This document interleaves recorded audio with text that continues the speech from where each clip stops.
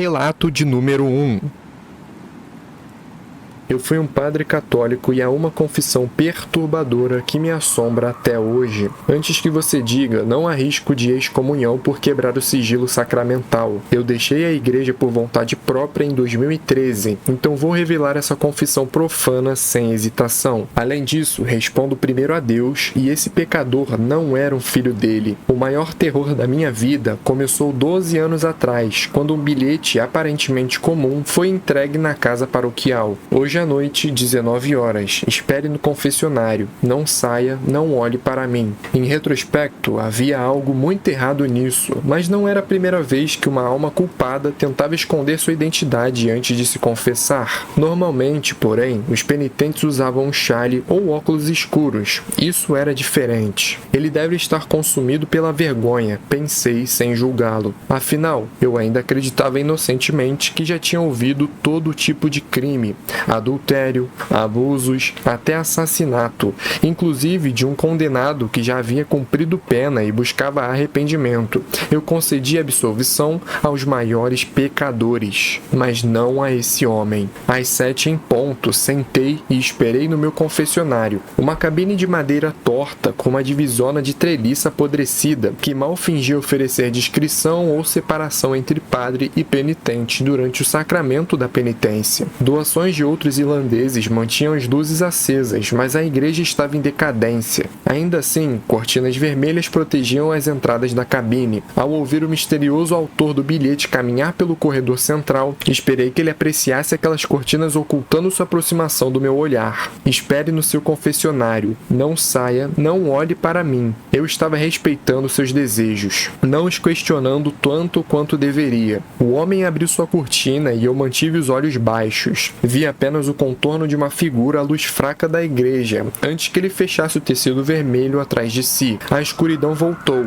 Não que as velas iluminassem muito, e a noite já tinha caído além dos vitrais. Boa noite, padre, disse o homem. Boa noite, meu filho, respondi. O senhor está olhando para o outro lado? Sim, meu filho. O que traz aqui hoje? Perdoai-me, padre, porque pequei.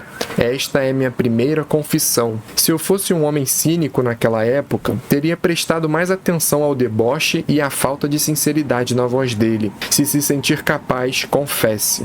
O homem respirou fundo. Eu feri aqueles que pecaram, padre, e esse é o meu pecado. Houve uma pausa, então insisti. Você se sente confortável para contar mais? Muito confortável, padre. E o senhor? Agora havia mais do que deboche em sua voz. Havia algo afiado, como uma lâmina, que fez meus braços formigarem e trouxe o primeiro lampejo de medo. Não se preocupe comigo, meu filho, disse eu. Estou aqui não para julgar, mas para absolver. Por favor, continue. Ah, que generosidade a sua, padre. Voltou o tom sarcástico. Veja bem, meu pecado é que eu não sou como o Senhor, homem santo. Eu não procuro pecadores para absolvê-los, nem machuco como uma espécie de justiça retributiva. Não, eu sou um tomador, padre. Eu como vergonha. Céus, como isso é saboroso. O senhor não acha? Ele claramente era um homem perturbado, mas não era o primeiro a entrar na minha cabine. Eu acho que o senhor fez a coisa certa ao vir aqui hoje. Gostaria de rezar por você. Ó meu Deus, ajudai o vosso filho. Eu não sou o filho dele, disse o homem friamente. Lá estava novamente aquela lâmina sobrenatural cortando meus braços. Mas dessa vez, parecia mais do que algo psicológico. Examinei minha pele freneticamente, mas não encontrei marcas. Nenhuma faca atravessando minha carne. Nada daquilo estava certo.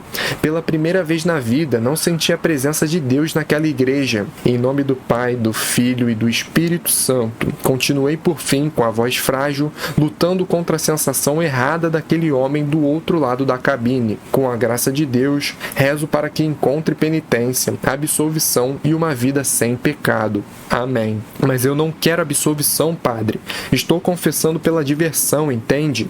E acima de tudo, não quero parar de ferir pecadores. Pecadores como o Senhor. A lâmina invisível me atingiu novamente e olhei para baixo outra vez. O medo se transformou em terror absoluto, algo que nunca havia sentido antes. Um terror tão paralisante que não consegui sequer gemer. A lâmina não era imaginária. Uma poça crescente de sangue manchava o interior interior das mangas da minha batina preta. Arregacei-as e vi cortes profundos ao longo dos meus braços, cortes que ainda estavam sendo feitos por aquela arma espectral. Sempre acreditei em milagres, mas isso era uma abominação. O homem caiu na gargalhada. Oh, absolvição! Sinto até nos ossos. Magnífico. Graças a Deus. E o senhor, padre, já se confessou? Essa pergunta cortou quase tão fundo quanto a lâmina.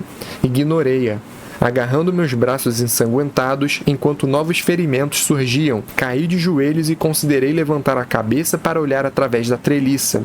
Considerei olhar para o... Eu não faria isso se eu fosse o senhor, padre, advertiu o homem, como se pudesse ler meus pensamentos. O que é você? O diabo? Nenhum diabo aqui, padre. Nenhum Deus. Nada e ninguém para absolvê-lo. Eu já disse, não é isso que eu faço. Então o que você faz? Eu como vergonha, ele rosnou.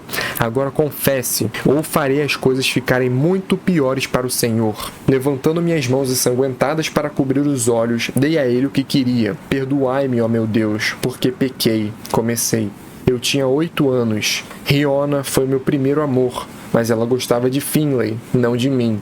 Eu soube disso quando ele quebrou o braço e ela desenhou um coração no gesso dele. Fiquei com inveja, então espalhei com um boato de que Riona tinha beijado Finlay atrás do bicicletário. A fofoca era algo perigoso na minha pequena vila. Ela e a família tiveram que se mudar porque as pessoas começaram a tratá-los com crueldade. Chamavam ela das piores coisas. Vadiazinha, disse o homem. E o Finlay era o fudido da vez. Como você sabe disso? Esse penitente não era alguém da minha infância. Eu sabia disso pelos ferimentos sobrenaturais em meus braços. Sussurrei. Quem é você? Pergunte isso mais uma vez, padre, e eu puxo a cortina vermelha para que veja. Mas o senhor não vai gostar. Confie em mim. É para o seu bem. Termine a história. Choraminguei. Sempre culpei Connor e Sean pelo que veio depois. Eles disseram que Finlay precisava aprender uma lição por ter roubado a minha garota, mesmo ela nunca tendo sido minha. Connor disse a Finlay que era uma pena o braço ter sarado, porque machucados atraem garotas. Então meus dois amigos pegaram seus canivetes e começaram a cortar os 2 braços dele, cortando e cortando e cortando, enquanto ele implorava para que parassem. E o que você fez, padre? Eu estava tonto demais para falar, ou até para chorar. Eu me absolvi da culpa. Afinal, eu não estava segurando a faca, mas eu ainda deixei que fizessem aquilo e talvez até tenha gostado, porque eu odiava Finlay. Esse é o meu maior pecado. Por fim, os cortes cessaram. Eu teria comemorado, mas estava fraco demais, perto demais de perder a consciência. Apesar disso, pensei que ainda assim iria morrer. O homem riu. Seu pecado e sua culpa o levaram a se tornar um homem santo, não foi? Olhe para você, padre, um pecador limpando pecadores. Nós somos todos pecadores. Eu te absolvo, pecador, zombou o homem. Agora vou embora. Bendito seja, padre, por esta refeição. Sua culpa, sua vergonha deliciosa, foi divina. Agora, cuide logo dos seus ferimentos, se o Senhor assim permitir. Ouvi sua cortina ser aberta enquanto eu permaneci em posição fetal, olhando para a base da minha própria cortina vermelha. Um filete de luz surgiu de um lado, interrompido momentaneamente pela sombra da figura deixando a cabine. Fui tentado mais uma vez a espiar. Não, aconselhou o homem. Adeus. Quando ele se afastou, tudo pareceu seguro. Tateei o telefone no bolso da calça sob a batina para chamar uma ambulância, mas houve uma última frase, um último terror, até nos encontrarmos novamente, padre. Relato de número 2. Eu sou responsável pela morte de várias pessoas. Cerca de 4 anos atrás, eu era um vendedor da Darknet.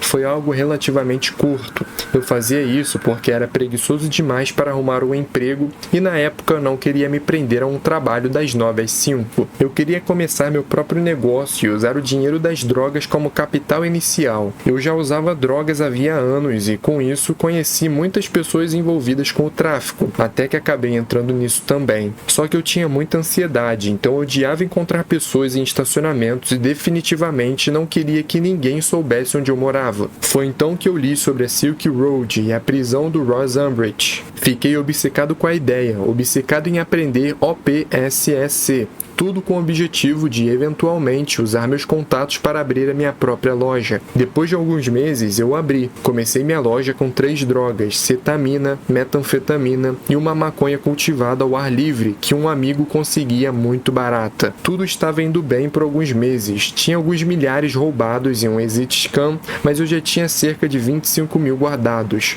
Então isso não destruiu minha vida como aconteceu com alguns vendedores que eu conhecia. Eventualmente, conheci um contato local, que vinha à cidade apenas uma vez por semana, mas tinha qualquer coisa que eu quisesse. Mescalina, LSD, cogumelos, PCP e até fentanil. Naquela época, as pessoas não misturavam heroína com fentanil como hoje. Quero dizer, claro que acontecia, mas não era nem de longe tão comum quanto agora. As pessoas simplesmente usavam fentanil e ainda usam. Eu colocava todos os endereços em uma planilha do Excel, junto com nome, CEP, pedido e quantidade. Naquela época eu estava vendendo uma mescalina em pó muito branca. O fentanil também era um pó branco, de consistência muito parecida. Resumindo, meu Excel deu problema, ou eu dei, e cerca de 7 pedidos de mescalina foram preenchidos como se fossem de fentanil. Todos os pacotes foram enviados. Eu não percebi e continuei tocando a vida por alguns dias. Cerca de 5 dias depois, alguém entrou em contato comigo dizendo que o amigo dele tinha morrido por causa da minha mescalina. Eu achei que era mentira na hora e fui conferir meu registro de pedidos e calcular quanto de mescalina eu ainda tinha. Pois é,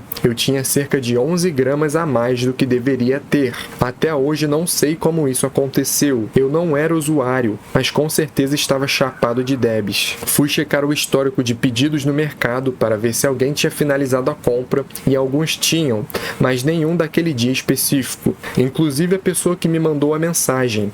Ninguém que tinha comprado mescalina naquele dia havia finalizado o pedido. O mercado também tinha uma função para ver a última atividade dos usuários e nenhum deles tinha feito login havia pelo menos 3 dias, a maioria 2. Eu desativei minha conta de vendedor imediatamente. Nem precisei de confirmação. Eu sabia o que tinha acontecido. Eu sabia que tinha matado várias pessoas. Vendi o resto das drogas, converti meus bitcoins em dinheiro e fui embora. Não falei com ninguém por semanas. Arrumei um emprego em um restaurante, vivendo em uma cidade em que eu sempre quis morar. Nunca mais toquei em drogas desde aquele dia. Nunca mais tive nada a ver com aquela vida. Eu ainda penso neles todas as noites. Salvei os nomes e pesquisei no Google alguns dias depois. Consegui encontrar informação de 4 clientes que definitivamente morreram. Um cliente compartilhou com um amigo. Os 2 morreram. Eu nem sei porque eu estou postando isso, principalmente porque não tenho ninguém para contar. E mesmo se tivesse, acho que não conseguiria. Passo meus dias sóbrio, batendo ponto no trabalho, saindo do trabalho, voltando para casa, jogando videogame. Sou completamente recluso. Pessoas que eu conhecia se afastaram muito e eu sei que é porque virei uma sombra de quem eu era antes. Eu não consigo evitar. Será que eu poderia contar isso a um terapeuta? Eu não sinto que mereço estar vivo. Eu estou realmente vivendo? Eu nem sei mais. Talvez isso me ajude a me sentir melhor. Relato de número 3. Peguei minha mãe, que eu achava que era um anjo, tendo um caso e traindo meu pai. Agora não consigo mais suportá-la e a enxergo como a sociopata que ela é. Cresci amando profundamente minha mãe, como a maioria dos filhos ama. Ela era protetora, gentil, bonita, bem-sucedida e inteligente.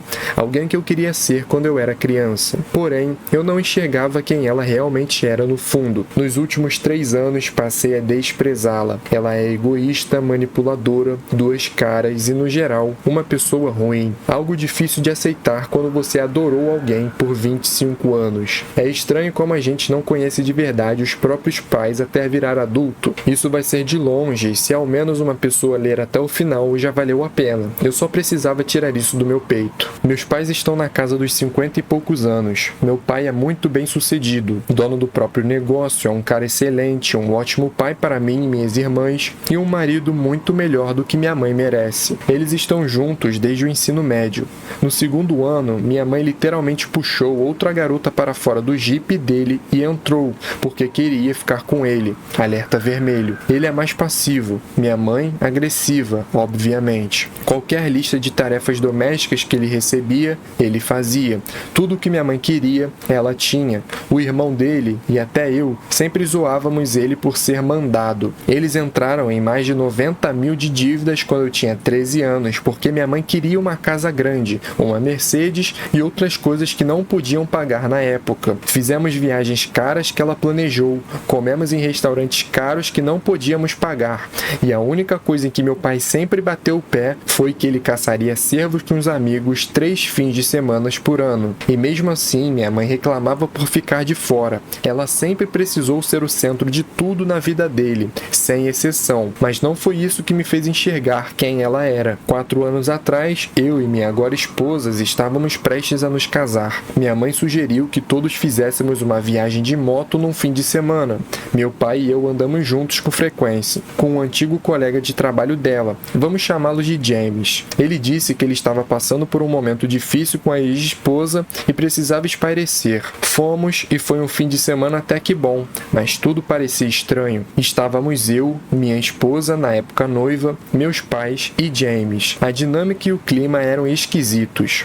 Ele era um cara até legal, alto, bonito, rico e forte. Tinha uma ex-esposa e 2 filhos da minha idade e adorava tirar fotos da minha mãe e do meu pai, o que me deixava desconfortável. Nada importante aconteceu nessa viagem, mas depois minha mãe começou a agir estranho e quem percebeu primeiro foi meu pai e minha irmã mais velha. Na época, eu morava do outro lado da cidade com minha noiva. Minha irmã mais velha morava com os meus pais porque fazia pós-graduação e tinha se divorciado recentemente após um ano de casamento. Descobriu que o cara era viciado e gastou todo o dinheiro deles. Algumas semanas depois da viagem de moto, eu, minha noiva, minha irmã e minha mãe fomos a um show do Incubus. Minha mãe estava estranha, querendo fumar maconha, bebendo cerveja sem parar. Isso não era nada a ver com ela, completamente diferente. Depois de uns 10 minutos, ela disse: "Vou pegar uma cerveja." Levantou e sumiu por 1 hora. Fui procurá-la depois de 45 minutos, preocupado com a segurança dela. Voltei sem encontrá-la e perguntei à minha irmã se ela tinha conseguido falar com nossa mãe. Ela revirou os olhos e disse: "Nem liguei, deve estar falando com o James." "O quê?" Ela então jogou a bomba.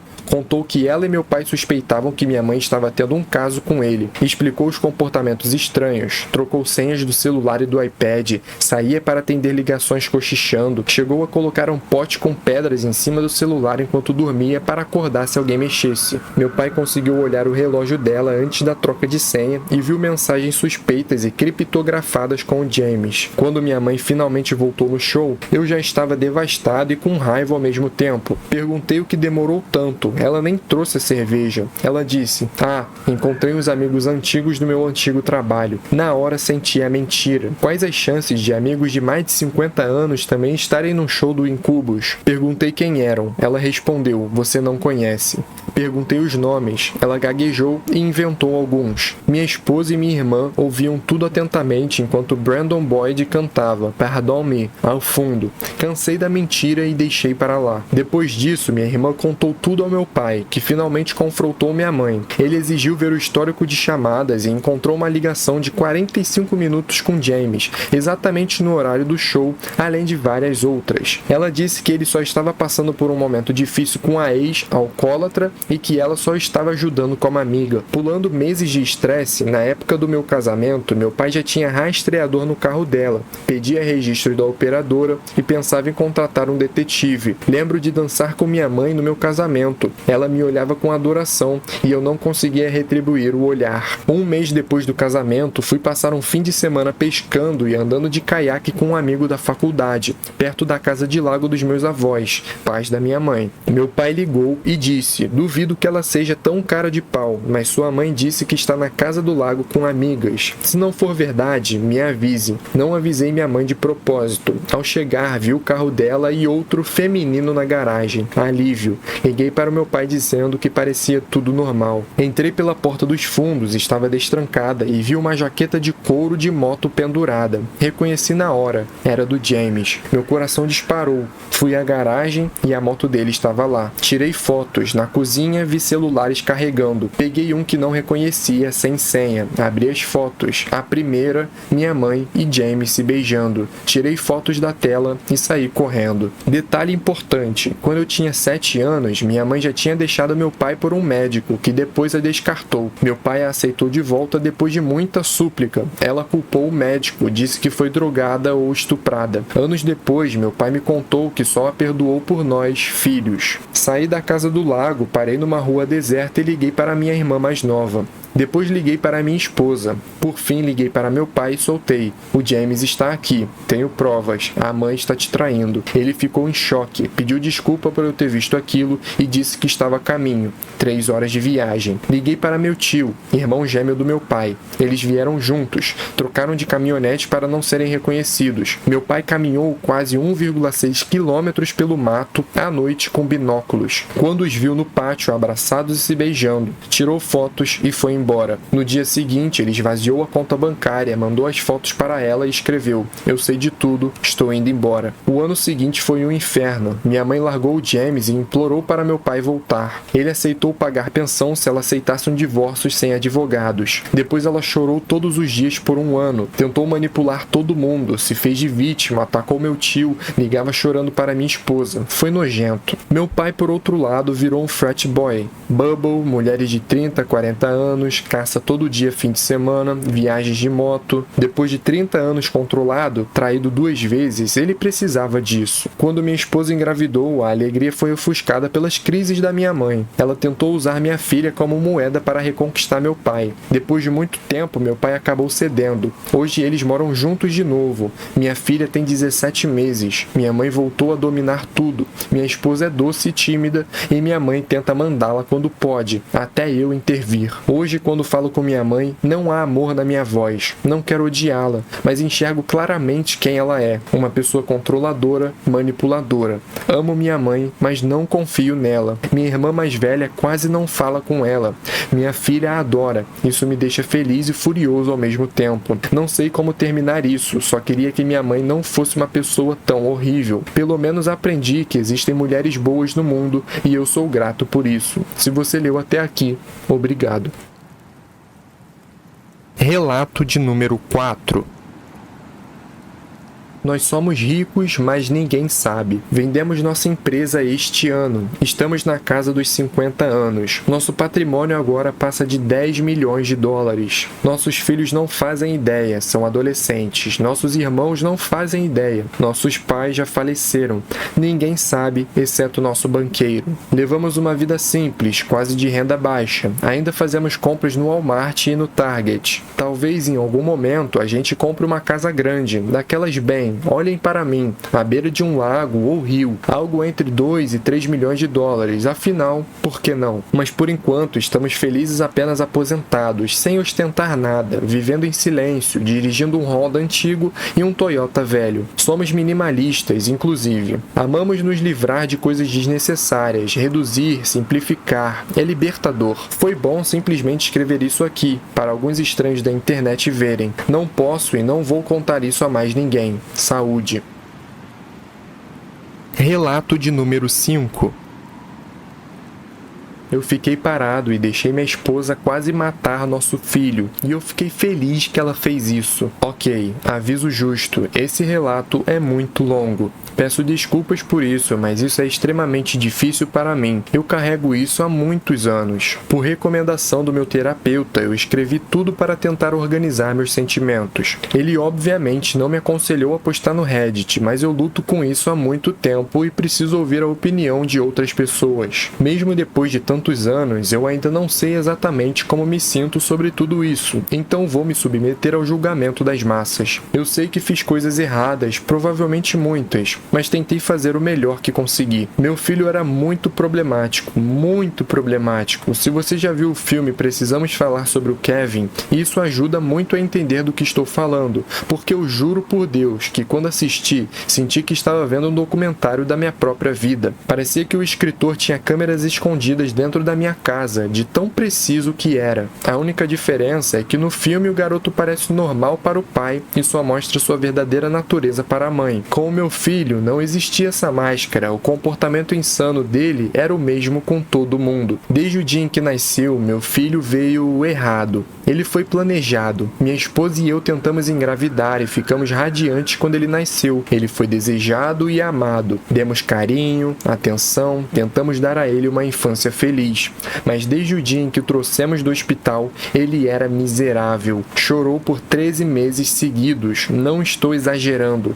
13 meses sem parar. Chorava até perder a voz e continuava chorando. Dava para ver o rostinho todo contraído, mas sem sair som nenhum. Completamente rouco. Às vezes ele chorava dormindo. Eu nunca vi, nem ouvi falar de outra criança capaz disso. Levamos ele a médicos, especialistas, mudamos a alimentação, seguramos no colo, embalamos, brinquedos, música, móveis, tudo o que você possa imaginar. Nada funcionou. Foram 13 meses de inferno sem dormir, um barulho constante que enlouquecia. Quando essa fase passou, achamos que o pior tinha ficado para trás, mas logo ficou claro que por algum motivo ele simplesmente odiava estar vivo. Eu nunca vi aquele garoto dar um sorriso genuíno de alegria. Nunca. Vi muitos sorrisos cruéis, horríveis, sentindo prazer em causar dor, sofrimento ou quebrar regras. Mas sorrir porque algo era bom? Não. Nunca aconteceu. Ele não se interessava por nada positivo. Ele era movido a ódio. Assim que começou a andar, a missão de vida dele virou destruir tudo. Quebrava tudo que alcançava. Esmagava, mordia, jogava no vaso sanitário. Quando aprendeu a tirar a fralda, começou a cagar e mijar pela casa inteira e sentia prazer nisso. Depois aprendeu a esconder, mijava e cagava em lugares onde a gente não encontrava de imediato. Esfregava no carpete e fazia a casa feder. Dos 9 aos 15 anos, ele mijava e cagava na nossa cama. Tivemos que colocar tranca na porta do quarto. Aí ele passou a cagar no corredor, bem na frente da porta. Essa guerra biológica começou quando ele tinha uns 2 anos e meio e nunca parou. Vou tentar resumir, porque eu poderia ficar dias contando isso. Conforme ele crescia, ficava mais incontrolável. Mordia, chutava, arranhava, cuspia em qualquer um. Foi expulso da escola 2 vezes antes dos 9 anos. A terceira foi definitiva. Na escola seguinte, colocaram ele numa classe especial, isolado dos outros alunos. Tivemos que colocar uma porta com chave na cozinha, porque ele roubava facas e usava para furar paredes, móveis ou correr atrás das pessoas. Quando ele tinha 10 anos, me esfaqueou na lateral do quadril e na bunda. Eu ainda tenho as cicatrizes. Depois ele piorou ainda mais. Começou a colocar fogo em coisas e a torturar animais. Tinha um cachorro de rua perto do parque da nossa casa. Meu filho cegou um dos olhos do cachorro com um garfo de churrasco. Ele molhava o rabo de gatos com gasolina e colocava fogo. Ele virou uma criatura violenta, fedorenta, cruel, vivendo dentro da nossa casa. E antes que venha a avalanche de mensagens, sim, ele fez terapia. Psiquiatra 2 vezes por semana. Remédios, muitos remédios diferentes. Nada funcionou.